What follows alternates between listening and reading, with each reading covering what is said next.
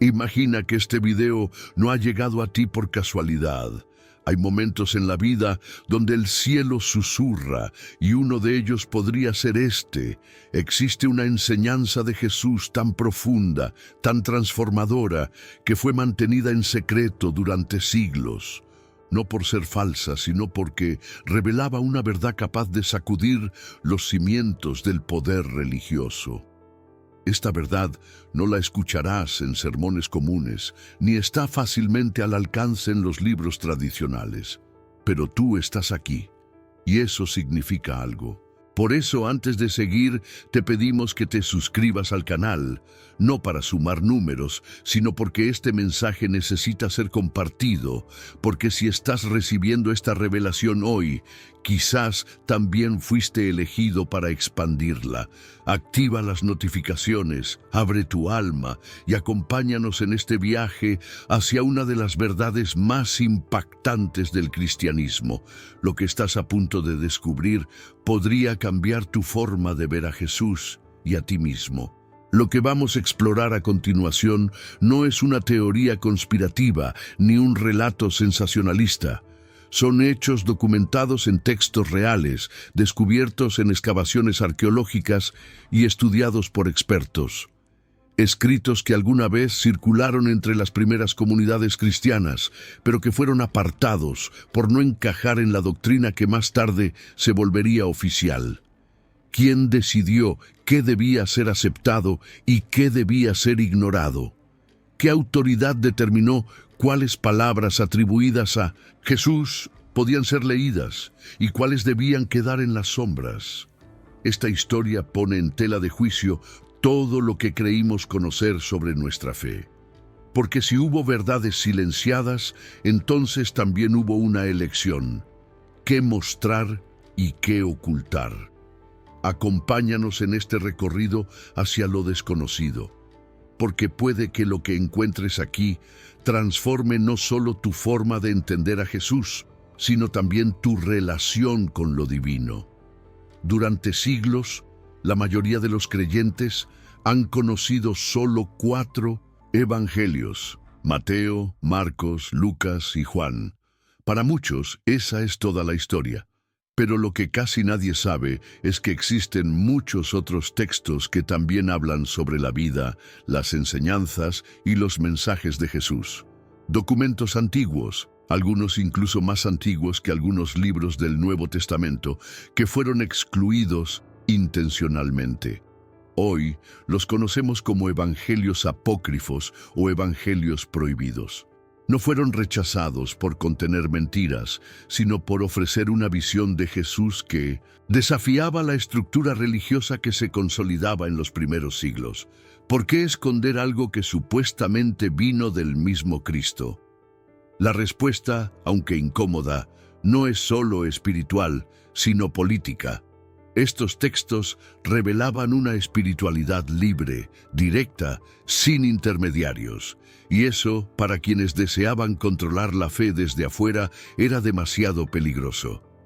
En los primeros siglos del cristianismo, no existía una única iglesia unificada como la conocemos hoy. Había muchas comunidades distintas, con interpretaciones diversas sobre quién era Jesús y qué enseñaba realmente. Algunas lo veían como un ser divino enviado del cielo, otras como un sabio iluminado. Cada grupo conservaba sus propios escritos, sus propias experiencias de fe.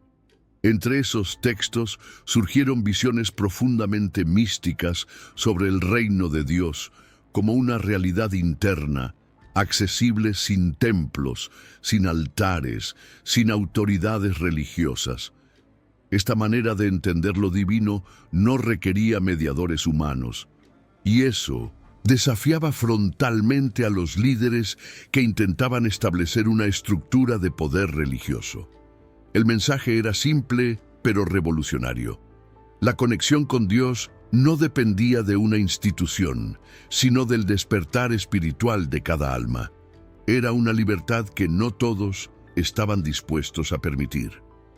Uno de los momentos clave en esta historia fue cuando surgió la necesidad de establecer una verdad oficial. una doctrina uniforme que sirviera como base del cristianismo institucional. Fue entonces cuando comenzaron a decidir qué textos serían considerados inspirados por Dios y cuáles serían marcados como peligrosos. Esta selección no siempre se basó en la espiritualidad de los escritos, sino en que también se alineaban con la estructura de poder que se estaba construyendo.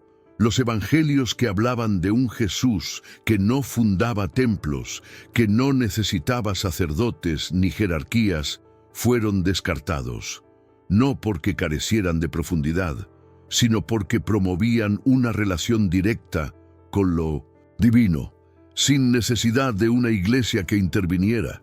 Esa visión era vista como una amenaza, y por eso muchos de esos textos terminaron ocultos, enterrados, olvidados, hasta que la historia decidió traerlos de nuevo a la luz. Uno de los descubrimientos más impactantes del siglo XX ocurrió en Egipto, en 1945, cuando se hallaron unos antiguos manuscritos escondidos en vasijas de barro, en una zona conocida como Nag Hammadi. Entre esos textos estaban varios de los llamados Evangelios prohibidos, muchos de ellos atribuidos a Jesús. Lo sorprendente es que algunas de sus frases coinciden con los evangelios tradicionales, mientras que otras ofrecen enseñanzas completamente distintas, centradas en la introspección, la sabiduría interior y la experiencia directa con lo divino. No hay relatos de milagros ni de resurrección, sino palabras que invitan al despertar espiritual. Palabras que resuenan con autenticidad y que, lejos de destruir la fe, la profundizan. Entonces surge una pregunta inevitable. ¿Y si lo que fue suprimido contenía fragmentos esenciales del mensaje original de Jesús? ¿Y si en lugar de herejía lo que se escondía era una verdad demasiado luminosa para ser controlada? Este viaje que estamos emprendiendo no busca derribar tu fe, sino ampliarla. Cuestionar no significa destruir, sino profundizar. Si creemos en las palabras de Jesús, la verdad os hará libres. Entonces no debemos temer buscar esa verdad, aunque esté escrita en páginas que nunca llegaron al altar. Explorar estos textos no es una traición a la fe, sino un acto de madurez espiritual. Nos invita a mirar más allá del dogma, a escuchar con atención lo que quizá se quiso silenciar por siglos. Abrir el corazón a estas enseñanzas es permitir que una nueva luz ilumine lo que creíamos conocer.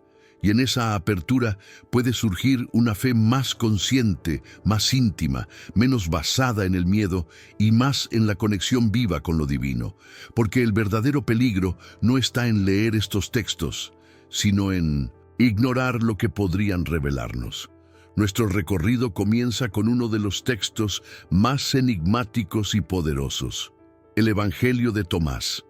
Atribuido a uno de los apóstoles más cercanos a Jesús, este manuscrito fue encontrado también entre los documentos de Nag Hammadi, pero a diferencia de los evangelios tradicionales, no cuenta historias ni milagros, ni narra la crucifixión o la resurrección. Lo que contiene son 114 dichos atribuidos a Jesús, muchos de ellos breves, simbólicos y profundamente desafiantes. Este evangelio presenta a un Jesús muy diferente, no como una figura lejana y divina, sino como un maestro que invita a la transformación del ser. Aquí, cada palabra es una puerta a la introspección, una chispa que enciende el alma. Leerlo no es solo una experiencia intelectual, es una invitación al despertar espiritual. ¿Por qué entonces fue silenciado? Tal vez porque ofrecía un camino de libertad que no podía ser fácilmente controlado. Uno de los dichos más impactantes del Evangelio de Tomás declara: si sacas lo que hay dentro de ti, eso te salvará. Si no lo sacas, eso que no sacaste te destruirá.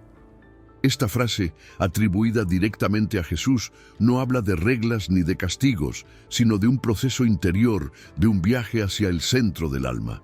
En este texto, el reino de Dios no es un lugar que vendrá después de la muerte, ni un premio exclusivo para los justos. Es una realidad viva, presente, escondida dentro de cada ser humano. No hay templos, ni ritos, ni intermediarios, solo tú y lo divino que habita en ti. Para los líderes religiosos de su época, este mensaje era profundamente subversivo. Porque si el reino está dentro de cada persona, ¿para qué sirven las estructuras que pretenden controlar el acceso a lo sagrado? Esta idea rompe con siglos de dependencia religiosa y propone una libertad espiritual difícil de aceptar. Pero, ¿por qué la Iglesia declaró herético un texto como el de Tomás? ¿Qué lo hacía tan incómodo? Según muchos estudiosos, el problema no era el contenido en sí, sino cómo y por quién era utilizado. El Evangelio de Tomás fue adoptado por los gnósticos, un grupo de cristianos primitivos que creían que la salvación no venía por obedecer reglas externas, sino por descubrir una verdad interior, la gnosis, el conocimiento del alma. Para ellos, Jesús no vino a morir por nuestros pecados, sino a recordarnos quiénes somos en esencia. Esta visión de Cristo como un revelador de conciencia, y no solo como un redentor sacrificial, chocaba directamente con la teología oficial que se estaba estableciendo. Era una espiritualidad que empoderaba, que ponía la experiencia divina al alcance de cada ser humano. Y para una iglesia que buscaba orden, jerarquía y control, eso era un problema demasiado grande para dejarlo circular libremente. Lo más sorprendente al leer el Evangelio de Tomás sin prejuicios es la sensación de autenticidad que emana de sus palabras. No hay amenazas de condena eterna, ni discursos sobre castigos o dogmas. Lo que encontramos es una sabiduría serena, profunda, envolvente. Jesús no impone, invita, no exige obediencia ciega, sino conciencia despierta. Y quizás esa sea la razón por la cual hoy tantos investigadores, teólogos e incluso creyentes comunes están volviendo sus ojos hacia estos textos olvidados. No para reemplazar la Biblia, sino para complementarla. Porque estas páginas, aunque silenciadas por siglos, pueden ofrecer matices que enriquecen lo que ya conocemos. Nos muestran a un Jesús que guía sin dominar, que enseña sin imponer, que despierta sin forzar. Y si ese mensaje también provino de sus labios, ¿por qué no habríamos de escucharlo con el corazón abierto? Entonces nos enfrentamos a una pregunta inevitable. ¿Es el Evangelio de Tomás una herejía peligrosa o una joya espiritual que el tiempo enterró? Esa respuesta no puede ser dictada únicamente por concilios antiguos ni por decretos religiosos. Debe nacer de una experiencia personal, de una lectura honesta, sin miedo, guiada por el deseo de verdad. Si realmente creemos que Jesús habló para despertar almas, no podemos descartar sus palabras solo porque no aparecen en los libros oficiales. Y si esas frases fueron preservadas en secreto durante siglos, quizás fue porque el momento para comprenderlas aún no había llegado. Tal vez ese momento es ahora. Porque si lo que Tomás escribió contiene fragmentos auténticos de lo que el Maestro enseñó, entonces ignorarlo no es solo un acto de censura, es una oportunidad perdida para redescubrir el corazón mismo del mensaje de Cristo. Uno de los aspectos más revolucionarios de estos textos olvidados es su insistencia en una verdad que transforma radicalmente nuestra comprensión espiritual. El reino de Dios no es un lugar lejano, ni una recompensa futura, ni algo reservado para unos pocos elegidos. Es una realidad viva, presente, íntima, escondida dentro de cada ser humano. En el Logion 3 del Evangelio de Tomás, Jesús afirma que si alguien dice que el reino está en el cielo, las aves lo habrán encontrado antes. Si está en el mar, entonces los peces ya lo habrán hallado. Pero en verdad, dice, El reino está dentro de ti y también fuera de ti. Esta enseñanza cambia todo. Nos recuerda que la búsqueda no debe dirigirse hacia afuera, sino hacia adentro. No se trata de estructuras externas, sino de un despertar interior. Una verdad así no solo fascina, también incomoda profundamente a quienes han construido el poder espiritual sobre la base del control. Si el reino está en nuestro interior, ¿por qué depender de rituales externos para encontrar a Dios? ¿Por qué delegar nuestra espiritualidad a instituciones humanas cuando el mensaje parece invitarnos a una experiencia directa y personal? Jesús, en estos textos, no aparece fundando una nueva religión, sino despertando una conciencia dormida. Enseña que todos llevamos dentro una chispa de lo eterno, que somos hijos de la luz y que solo necesitamos recordar nuestra verdadera esencia para vivir en plenitud. El problema no era la enseñanza en sí, sino que esta forma de espiritualidad no podía ser organizada, ni reglamentada, ni convertida en sistema. Era una fe libre, sin templos, sin jerarquías, sin estructuras que mediaban entre el alma y Dios. Y para quienes estaban construyendo una iglesia centralizada, eso era un desafío demasiado grande. Por eso muchas de estas ideas fueron silenciadas, no por débiles, sino por demasiado poderosas. Con el paso del tiempo, estas enseñanzas fueron quedando en el olvido, pero en pleno siglo XXI algo ha comenzado a cambiar. Cada vez más personas están despertando a una espiritualidad más auténtica, menos dependiente de dogmas rígidos y más conectada con el espíritu vivo. El mensaje del reino interior resurge como un eco del pasado que vuelve a tocar los corazones. No es una moda ni una rebelión, sino una búsqueda sincera de lo sagrado. Las curiosidades religiosas que antes eran consideradas peligrosas, ahora generan preguntas necesarias. ¿Qué es realmente la fe? ¿Es obedecer sin pensar o descubrir por uno mismo el camino hacia lo divino? Estas enseñanzas antiguas no son amenazas para la fe verdadera, sino caminos que nos ayudan a entenderla más profundamente. Pero para recorrerlos necesitamos coraje, humildad y sobre todo, apertura del corazón. Tampoco debemos caer en la trampa de idealizar estos textos solo porque fueron prohibidos. No todo lo que fue censurado es verdad absoluta, y no todo lo que fue aceptado es incuestionable.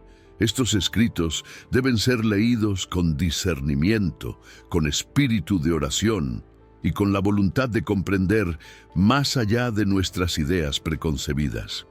Porque aunque no estén en nuestras Biblias tradicionales, muchas de sus enseñanzas coinciden con lo que Jesús dijo en los evangelios canónicos. Cuando en Lucas 17:21 afirma que el reino de Dios está entre ustedes, está señalando la misma verdad que resuena en Tomás y otros textos gnósticos. Tal vez durante todo este tiempo, la verdad estuvo frente a nosotros, solo que no supimos verla desde el ángulo correcto, y si lo que fue llamado herético era en realidad profundamente liberador. En el próximo tramo de este viaje, nos adentramos en una cuestión crucial. ¿Quién decidió qué evangelios eran válidos y cuáles debían ser rechazados? Esta pregunta no es menor. Comprender quién tuvo el poder de elegir las palabras que llegarían hasta nosotros es clave para reconstruir la historia espiritual que nos fue transmitida. Porque la Biblia, tal como la conocemos hoy, no descendió completa del cielo. Fue el resultado de siglos de debates, conflictos y decisiones humanas, muchas veces más influenciadas por intereses políticos que por revelación divina.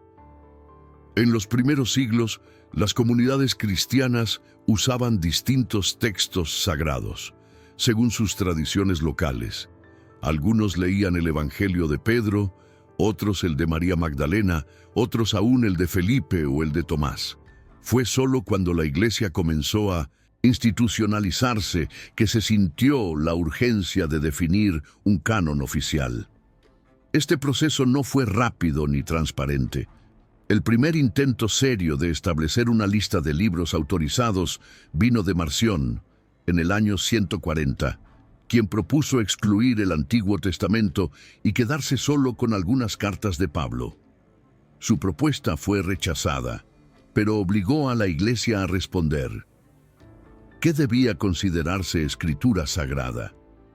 Esta pregunta nos lleva al siglo IV, al famoso Concilio de Nicea en el año 325, convocado por el emperador Constantino.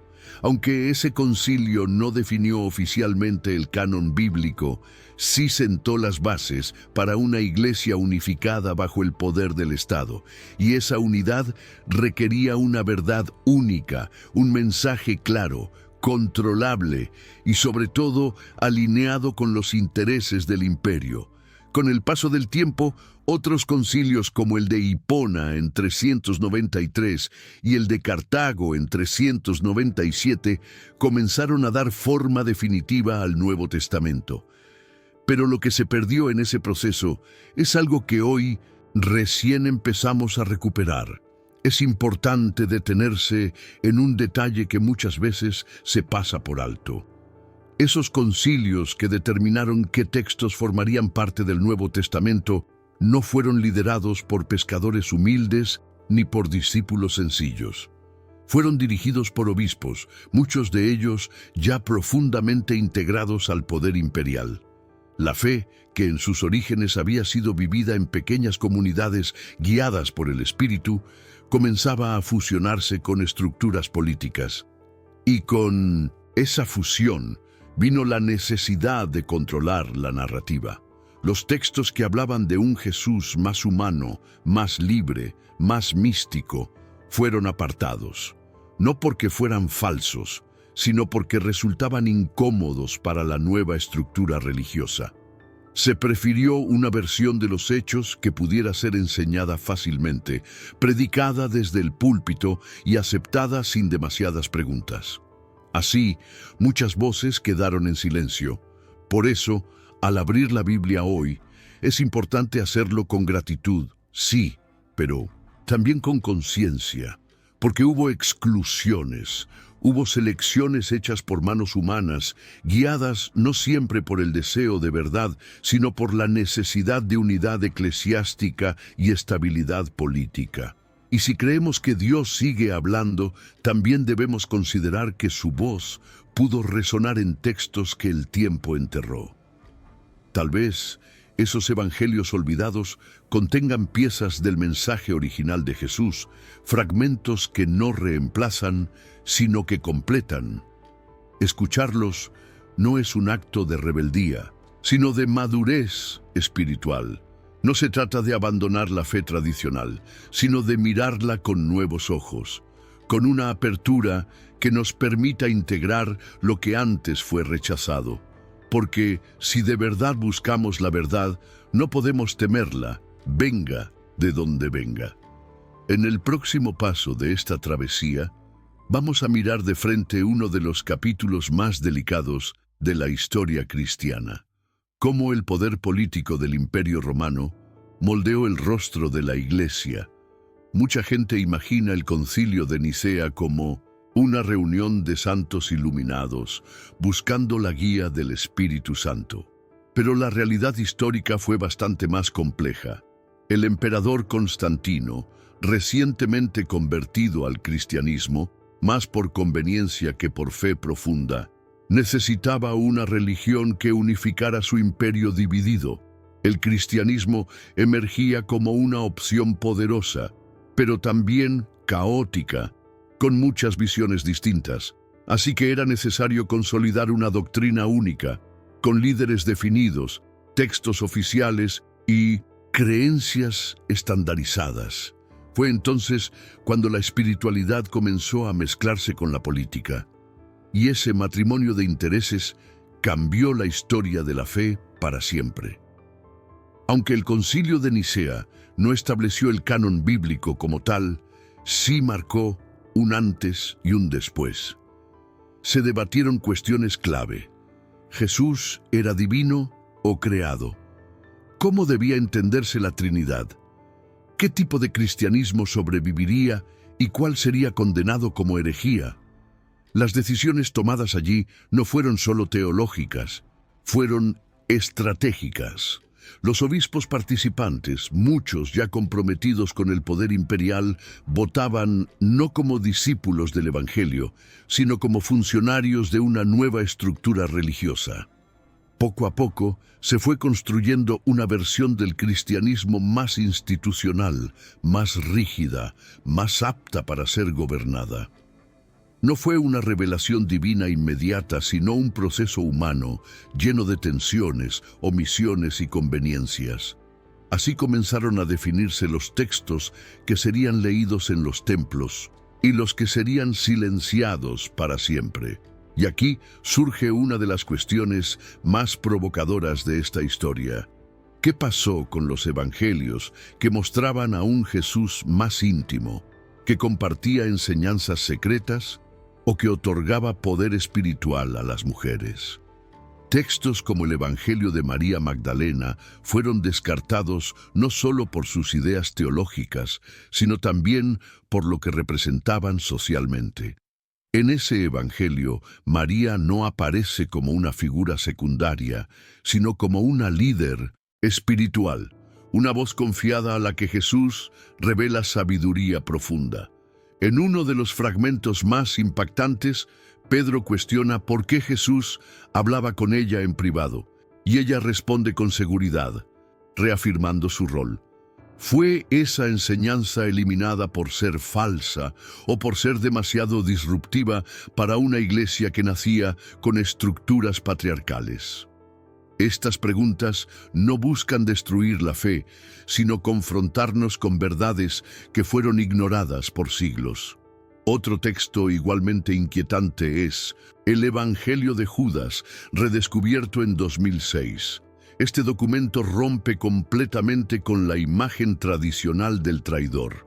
En él, Judas no es el villano que entrega a Jesús por monedas, sino un discípulo que cumple una misión encomendada por el propio Maestro. Jesús le revela secretos celestiales y le confía un papel fundamental en el cumplimiento de su destino.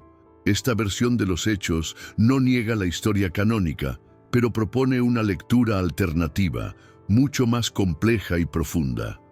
¿Qué hacemos con un texto así?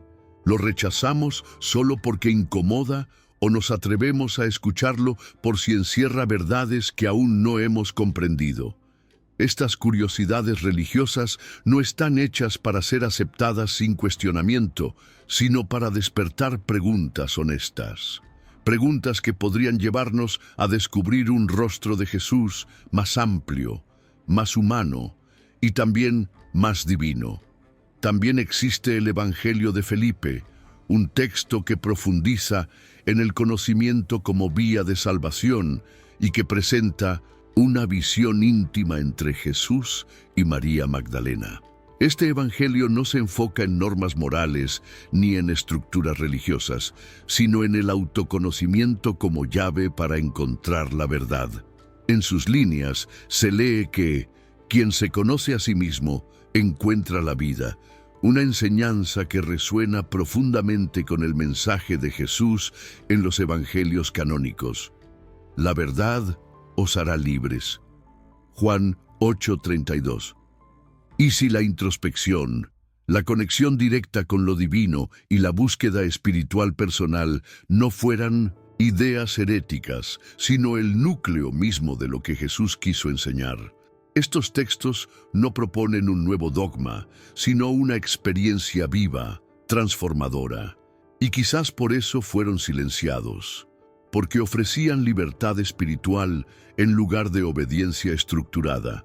Más allá de estos evangelios, existen fragmentos, cartas y visiones místicas que alguna vez circularon entre los primeros cristianos y que hoy están siendo redescubiertos. Este universo espiritual oculto no está hecho para sustituir la fe, sino para expandirla, porque cada uno de estos textos, con sus matices y diferencias, comparte un mismo propósito: despertar el alma. Y si el Espíritu Santo realmente sopla donde quiere, como dice Juan 3:8, ¿no podría también haber inspirado estas páginas olvidadas?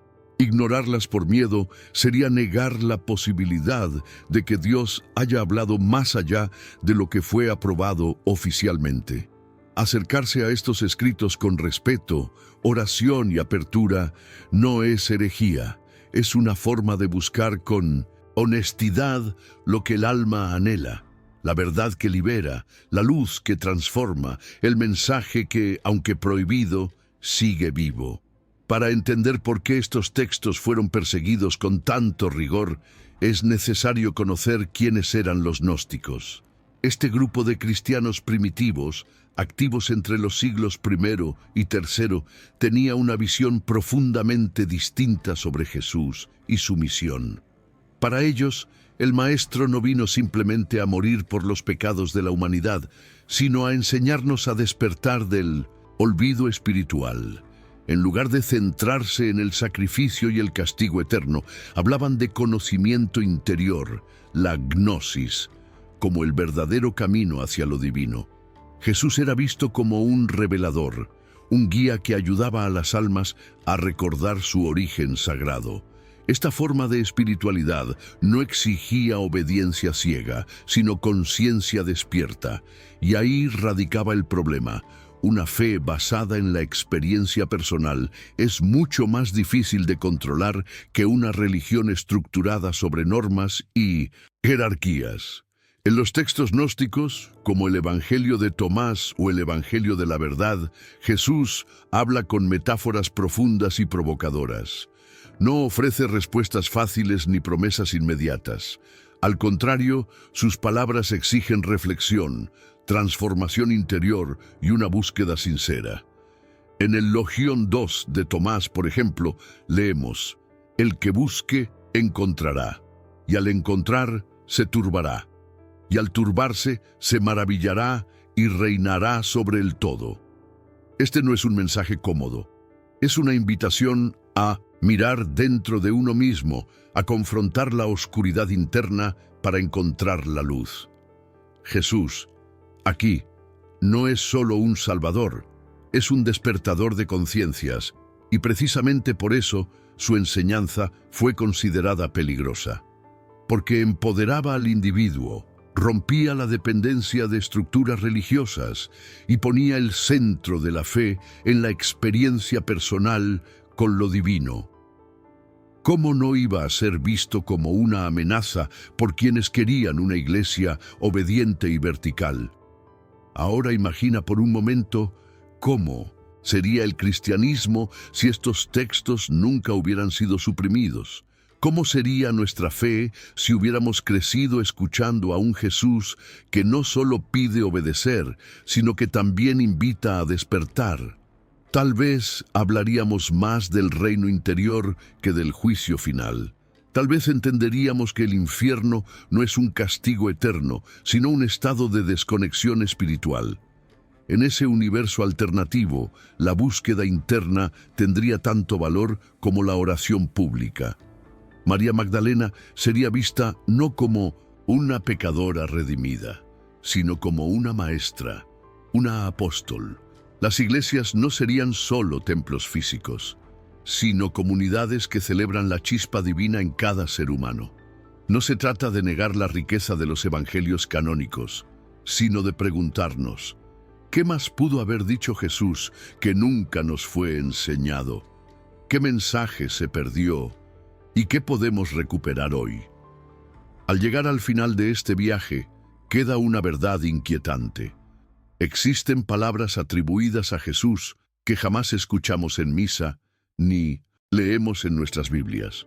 No porque sean menos espirituales, sino porque fueron consideradas demasiado poderosas, demasiado libres. Y la gran pregunta es: ¿qué nos están diciendo esas voces que tanto se intentó callar?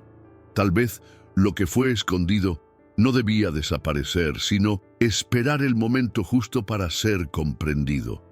Tal vez ese momento es ahora. Estos evangelios prohibidos no vienen a destruir la fe, sino a renovarla, a ampliarla, a devolverle su fuego original. Porque si Jesús realmente es la verdad, como dijo en Juan 14:6, entonces no hay verdad que debamos temer. Y si esa verdad está también en los textos que no nos dejaron leer, en las palabras que no nos enseñaron, es hora de abrir los ojos y el corazón. La búsqueda continúa y puede que esa chispa eterna te esté llamando desde un evangelio que nunca abriste. Si llegaste hasta aquí, no fue por azar. Tal vez lo que escuchaste removió algo dentro de ti. Tal vez despertó preguntas que siempre estuvieron ahí, esperando ser hechas. Este canal no es solo un espacio de curiosidades, es una invitación a ver más allá del velo, a buscar respuestas donde otros solo ofrecieron silencio. Si sientes que algo en ti se ha encendido, no lo ignores. Suscríbete al canal y acompáñanos en esta travesía espiritual, porque cada video es una puerta abierta hacia una verdad olvidada, una chispa del mensaje que intentaron esconder, pero que hoy vuelve a brillar. Tal vez, juntos, podamos reconstruir las piezas que nos faltaban. Y si el Espíritu realmente sopla donde quiere, puede estar soplando justo ahora, en tu decisión de seguir esta búsqueda.